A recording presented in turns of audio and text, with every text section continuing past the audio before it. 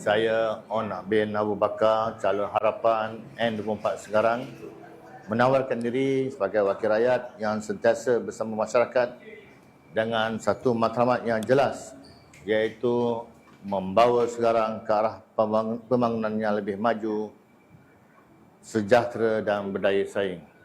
Saudara-saudara, Segarang ini merupakan sebuah kawasan yang kaya dengan hasil pertanian, perikanan, perusahaan kecil serta komuniti yang harmoni. Namun begitu, rakyat masih berdepan pelbagai cabaran seperti kemudahan asas yang perlu dipertingkatkan, peluang ekonomi yang perlu diperluaskan, pembangunan belia serta isu kebajikan yang memerlukan perhatian yang berterusan. Atas komitmen tersebut, saya telah menggariskan 6 tekad untuk Segarang yang lebih maju dan sejahtera sebagai panduan perjuangan saya kepada seluruh warga Segarang. Saudara-saudara, tuan-tuan dan puan yang hormati, antaranya ialah tekad saya yang pertama, iaitu internet berkualiti untuk semua. Dalam era digital hari ini, capaian internet bukan lagi satu kemewahan tapi satu keperluan. Saya akan memperjuangkan penambahbaikan di liputan internet dan telekomunikasi di kawasan taman perumahan, kampung serta kawasan luar bandar supaya rakyat, pelajar, usahawan dan peniaga dapat menikmati akses internet yang lebih stabil untuk pendidikan, perniagaan dan urusan harian. Tekad kedua antara lain ialah iaitu memperkasakan lampu-lampu di jalan kampung.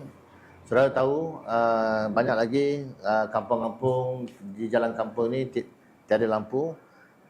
Dan ini merupakan satu keselamatan rakyat dan saya ingin memperjuangkan penambahan serta penaikan taraf lampu jalan di kampung-kampung dan kawasan yang dikenal pasti berisiko bagi meningkatkan keselamatan pengguna jalan raya, mengurangkan risiko kemalangan serta membantu mencegah kejadian jenayah. Tekad nombor 3 iaitu naik taraf jalan raya dan tempatan banjir. Kemudian infrastruktur yang baik memberi keselesaan kepada rakyat dan merancangkan ekonomi setempat.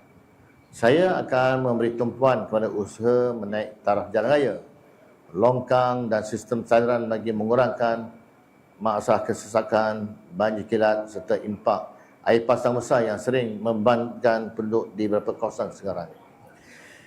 Tekad yang keempat iaitu memperkasakan ekonomi tempatan.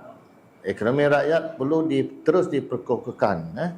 Saya komited membantu usahawan, peniaga, nelayan, petani dan pekebun melalui program latihan.